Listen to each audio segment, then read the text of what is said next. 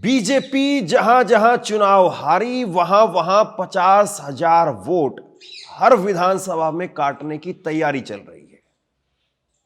आप सोचिए कि यह कितना बड़ा आरोप है। और दूसरी बड़ी बात कि अगर 50,000 वोट अगर विधानसभा वार अगर काटे जाएं तो क्या फिर किसी पार्टी को चुनाव हराया जा सकता है या किसी पार्टी को चुनाव कोई जिता सकता है?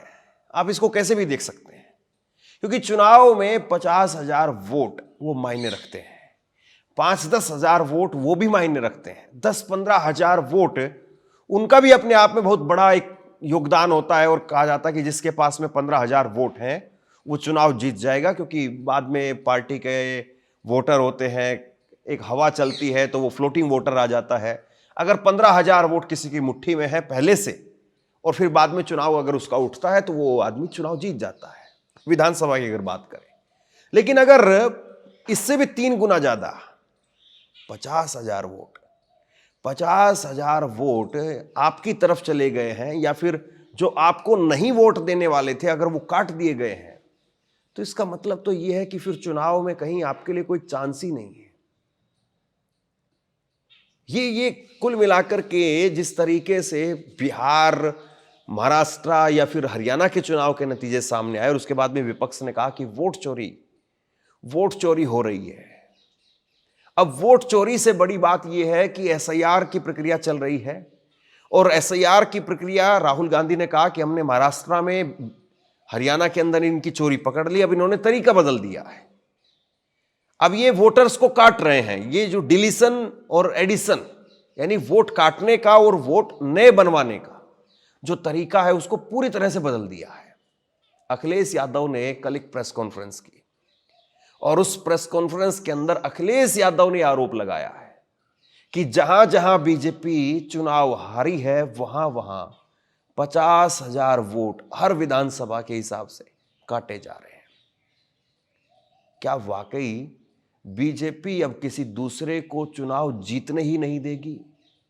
यह बहुत बड़ा सवाल है। जो तैयारी है, सबसे महत्वपूर्ण बात यह है कि भारतीय जनता पार्टी, उनकी सरकार, उनके अधिकारी और चुनाव आयोग मिलकर के ये तैयारी कर रहे हैं कि 2024 में जिन विधानसभाओं में समाजवादी पार्टी जीती है, इंडिया गठबंधन जीता है, उन विधानसभाओं में 50,000 से ज्यादा वोट काट दिया जाए एसआईआर के बहाने। यही यूपी में हो रहा है, यही वेस्ट बंगाल में तैयारी चल रही है। यह बहुत सीरियस मामला है, इसको हल्के में नहीं लिया जा सकता। अगर 50,000 वोट विधानसभा वार काटे जा रहे हैं तो फिर इसका मतलब यह है कि चुनाव निष्पक्ष नहीं है। ज्ञानेश कुमार वो बताएं कि क्या वाकई ये एसआईआर के जरिए यही सारा खेल हो रहा है कि विपक्ष के वोटों को काट दिया जाए और सत्ताधारी पार्टी यानी बीजेपी जिसके वोट हैं वो एक मुश्त बचे रहेंगे? ये बहुत बड़ा सवाल है। और जिस तरीके से ये सारी कवायद हो रही है, एसआईआर की कवायद हो रही है 12 राज्यों में, यानी इसका मतलब यह है कि लोकसभा में अगर कल को कम भी होंगे तो विधानसभाओं में और राज्यसभा के अंदर इस तरह की स्थिति पैदा हो जाएगी कि आप चुनाव हार ही नहीं सकते हैं। यानी अब केवल मामला ईवीएम का, बैलेट पेपर का, पर्ची गिनने का वहां का है ही नहीं। अब जाहिर सी बात है, आपकी बंदूक, उसकी जो बारूद है उसमें बारूद अगर निकाल ली जाए तो फिर बंदूक कौन सी है वो फिर महत्वपूर्ण नहीं है। अगर गोली के अंदर बारूद नहीं है तो फिर वो रिवॉल्वर से चलाई जा रही गोली है या AK-47 से चलाई जा रही है या मशीन गन से, जिससे भी आप चला रहे हैं, कोई उसका मीनिंग नहीं है, क्योंकि वो तो फिर केवल और केवल ये है कि एक लोहे की कील है और वो जाकर के वो उतना नुकसान करेगी। जो बारूद था वो बारूद निकाल दिया।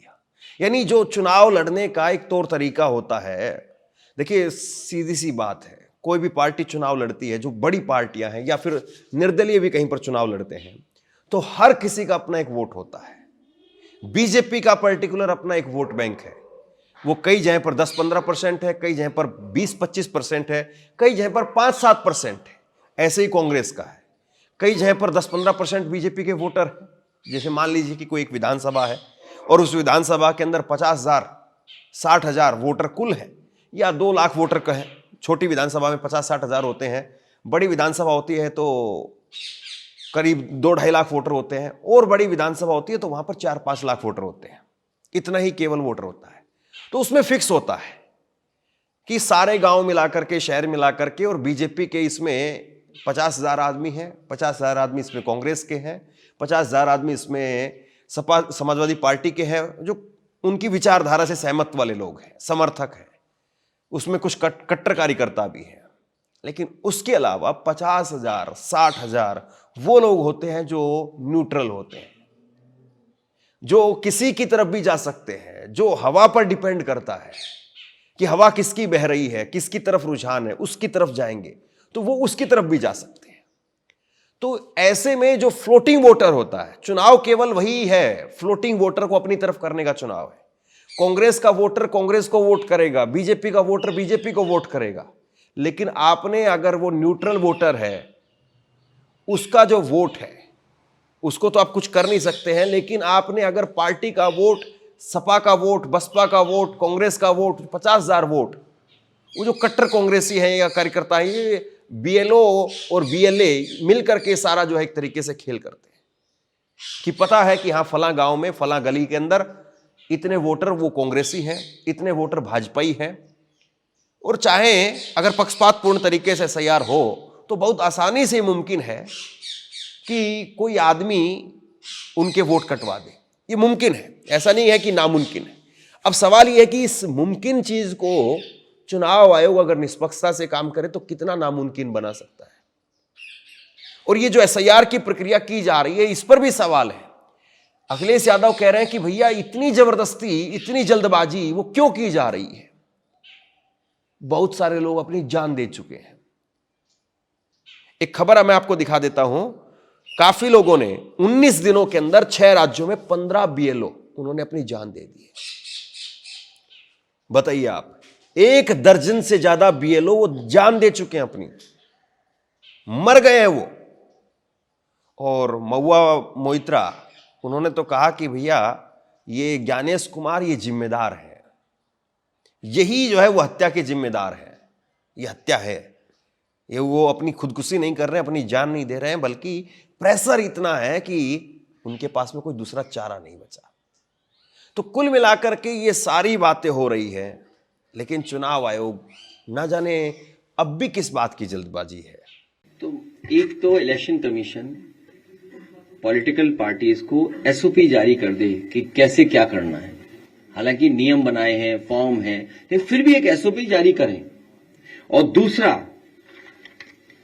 बीजेपी को पता है कि कब शादियां ज्यादा होती हैं, उसी समय ऐसा है करा रहे।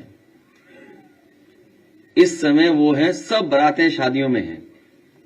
बताइए कितनी बारातें शादियां हैं, कार्ड हम देंगे, इतने कार्ड आते हैं हमें।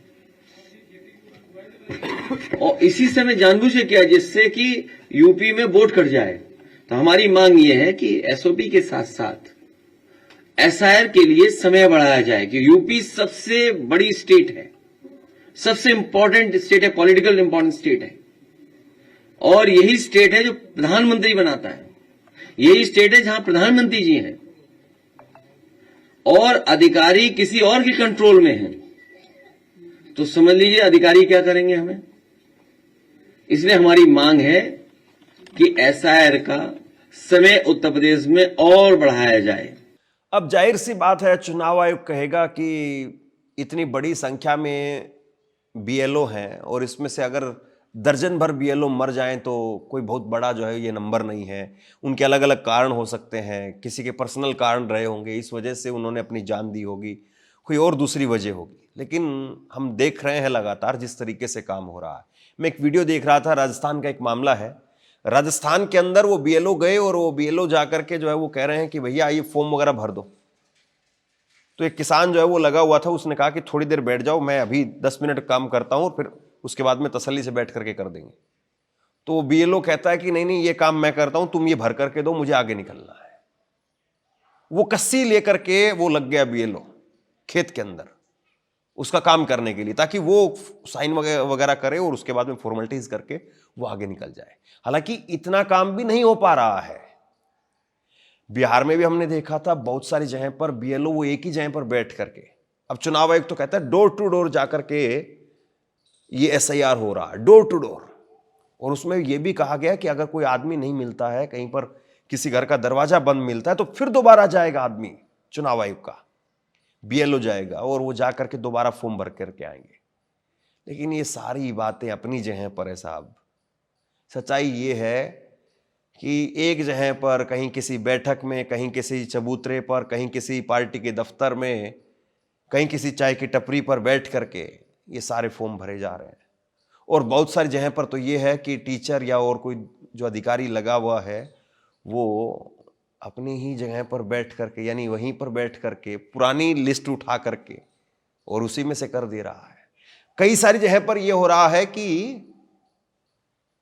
जो पार्टी के कार्यकर्ता वगैरह हैं वही केवल बैठ करके कर दे रहे हैं। जो BLO हैं, जितना उन्हें सहयोग करना चाहिए वो सहयोग नहीं कर रहे हैं। एक जगह वो बैठ जाते हैं, उसके बाद वो उन्हें ढूंढिए आप लोग, तब मिलेंगे नहीं मिलेंगे। लेकिन सच्चाई ये है, जब बिहार का चुनाव देख लिया, बिहार के बाद जो अखबारों में लिखा गया, सोशल मीडिया पे जो आया या अन्य माध्यमों से जो जानकारी मिली है, वो जानकारी ये मिली है कि उत्तर प्रदेश और वेस्ट बंगाल में बड़ी तैयारी है भारतीय जनता पार्टी की और चुनाव आयोग से मिलकर के है। क्योंकि चुनाव आयोग की तरफ हम देखते हैं तो हमें उम्मीद है, करते हैं कि वो निष्पक्ष होगी, वो संस्था निष्पक्ष होगी, वो हमारी किसी भी शिकायत का निराकरण करेगी।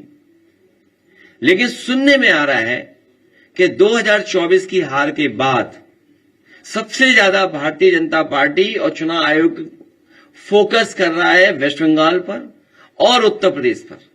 आरोप आ रहा है कि अब कहीं ना कहीं सेमीफाइनल उत्तर प्रदेश फाइनल हो गया है। ये कोई मैच नहीं है, ये जनता तय करती है। और जनता, वहां भी सबसे ज्यादा जनता ने वोट तेजस्वी को दिया। ये अलग बात है कि वोट ज्यादा पाने के बाद भी सीटें ज्यादा नहीं मिली, वो परिस्थितियां अलग हैं। लेकिन यूपी की परिस्थिति अलग है।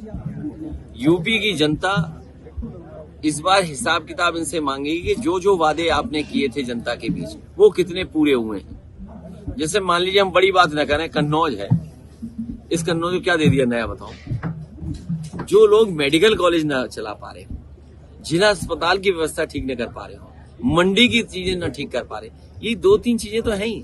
किसान की पैदावार की सही रेट मिल जाए, खाद समय पर मिल जाए, बिजली का रेट कम मिल जाए और फिर इलाज मिल जाए, ये क्या कर पाई सरकार बताओ। अभी तो नौकरी की बात ही नहीं कर रहे हैं हम लोग। जब नौकरी की बात करेंगे तो हिसाब लगा लें, नौकरी है ही नहीं। वो कह रहे हैं तुम्हारे जैसा यूट्यूब चलाएं तो नौकरी हो गई। तुम्हें कितना भटकना पड़ता है बताओ। अभी मोटरसाइकिल से भागे आ रहे थे, थोड़ी टच हो जाती गाड़ी तो एक्सीडेंट हो जाता तुम्हारा, फिर इलाज और कराना पड़ता। ये भागते मेडिकल कॉलेज, वहां भी इलाज नहीं मिलता है। तो सोचिए आप, ये स्थिति है। और ये आप अपने हुनर से काम कर रहे हो, कोई सरकार की देन नहीं है इसमें। रेलवे स्टेशन ढह गया, क्या हुआ उसका? हवाई जहाज बह गया है नहीं, ढह गया हवाई नहीं। उस पे तो हम लोग इसलिए नहीं बोलेंगे, ये वो कहेंगे राष्ट्र विरोधी लोग हैं। अगर हम पूछ लें, देखिए ये इमेज अब कितने दिनों में सुधरेगी, ये सवाल है। ये सही कह रहे हैं, जो चीज हुई है दुबई में, अब कितने दिनों में हमारी छवि ठीक होगी। अब छवि ठीक होने में 20-25 साल लग जाएंगे। सनातन में इससे बढ़िया जाते ही नहीं, वहां लेके नहीं जाते। सनातन में 1000 उम्र गए। जो देखा जाए रेलवे स्टेशन का जो निर्माण, आपसे कुछ कहना चाहता हूं। आज के वक्त में पत्रकारिता करना कितना मुश्किल काम है, लेकिन अगर ऐसे में भी कोई आपकी खबर दिखा रहा है, कोई आपके मुद्दे पर बात कर रहा है, तो आपको भी उसका साथ देना चाहिए। अगर आपको लगता है कि मेरी पत्रकारिता सही है, मैं आपके लिए आपकी खबर वो दिखा रहा हूं, तो ऐसे में आप मेरा सहयोग कीजिए। आप इस वीडियो को जब लाइक करेंगे तो लाइक के साथ में ही एक थैंक्स का बटन आपको दिखाई देगा। उस थैंक्स के बटन पर आप क्लिक कीजिए और जो भी सहयोग राशि दे सकते हैं वो दीजिए। दूसरा, आप चैनल को ज्वाइन कर सकते हैं और चैनल को ज्वाइन करके भी मुझे मदद कर सकते हैं। देखिए, अखिलेश यादव क्या कह रहे हैं या कोई विपक्ष का नेता क्या कह रहा है, ये महत्वपूर्ण तो है, लेकिन इसमें ये हो सकता है कि वो अपनी राजनीति यहां पर कर रहे हैं, और जाहिर सी बात है, राजनेता आदमी है तो राजनीति करेंगे। लेकिन सवाल एक आम आदमी का भी है, सवाल एक नागरिक का भी है। क्योंकि अगर वाकई ऐसा कुछ है तो फिर इस देश में चुनाव निष्पक्ष नहीं रहेंगे, ये आप तय मान करके चलिए। अगर ऐसा है कि वोटर का वोट वो डिसाइडिंग ही नहीं कर पा रहा, यानी वो डिसाइडिंग फैक्टर बचा ही नहीं है, वो डिसाइड नहीं कर पा रहा है, वो डिसाइडिंग फैक्टर अगर नहीं है, कोई वोटर या कोई तबका जो चाहता नहीं है कि किसी पर्टिकुलर पार्टी की सरकार बने, तो फिर इसका मतलब यह है कि चुनाव नहीं है। फिर इसका मतलब यह है कि भैया आप जो चाह रहे हैं वही हो रहा है, केवल खाना पूर्ति हो रही है, केवल खाना पूर्ति हो रही है। अब यानी तो कुल मिलाकर के वही बात हो जाएगी कि भैया मास्टर जी का बेटा वो 6ठी क्लास में पढ़ता है और मास्टर जी को पता है कि 6ठी क्लास में मेरा बेटा पढ़ता है और गणित के अंदर उसका पर्टिकुलर इन मामलों को लेकर के हाथ टाइट है, ये सवाल वो नहीं कर पाएगा, तो मास्टर जी ऐसा पेपर सेट कर दें कि वो जो सवाल जो मास्टर जी के बेटे को आते नहीं है वो उसमें डाले ही नहीं, और वो सवाल उसमें डाल दे जो मास्टर जी का बेटा तुरंत कर दे। तो अब बताइए इसका मतलब क्या है? इसका मतलब यह है कि मास्टर जी का बेटा ना केवल पास होगा बल्कि मास्टर जी का बेटा अच्छे नंबर लेकर के आएगा। अब कुल मिलाकर के विपक्ष इस बात को कह रहा है कि यहां जो वोटर वोट नहीं करता है, जिन विधानसभाओं के अंदर बीजेपी हारी है, जहां पर बीजेपी को टक्कर लगी है, जहां पर बीजेपी को नुकसान हुआ है, वहां पर 50,000 वोट काटे जा रहे हैं। और ऐसा नहीं है कि ये एकदम से आसमान से आकर के ज्ञान बरसने लगा है या आसमान से आकर के विपक्ष के नेताओं ने ऐसे आरोप लगाने शुरू कर दिए हैं। आप याद करिए, राकेश टिकैत ने एक बार कहा था कि 15,000 वोट, कम से कम 10 से 15,000 वोट वो ज्यादा लेकर के आने विपक्ष के नेताओं को, क्योंकि 10 से 15,000 वोट डीएम के पास में होते हैं। डीएम चाहे तो काउंटिंग स्लो करवा दे, तेज करवा दे और अपनी मन मर्जी के हिसाब से, मन मर्जी के मुताबिक नतीजों को तय कर दे, फेरबदल कर दे। तो इस तरह के आरोप बहुत बार लगते रहे हैं, इस तरह के आरोप लगातार लगते रहे हैं। लेकिन सवाल यह है कि साहब अब चुनाव जिस तरीके से हम देख रहे हैं बिल्कुल अप्रत्याशित। हरियाणा के अंदर यह माना जा रहा था कि अब तो गई बीजेपी गई, लेकिन देखिए बीजेपी वो रिकॉर्ड तोड़ करके आ गई जो 2014 में जब नरेंद्र मोदी मैजिक, मोदी लहर, मोदी करिश्मा उस पर थे, तब हरियाणा के अंदर वो मैंडेट नहीं मिला था इनको। तब हरियाणा के अंदर उतनी सीटें नहीं मिली थी जितनी सीटें अब की बार मिल गई। अब की बार क्या ऐसी लहर थी? अब की बार क्या ऐसी हवा थी?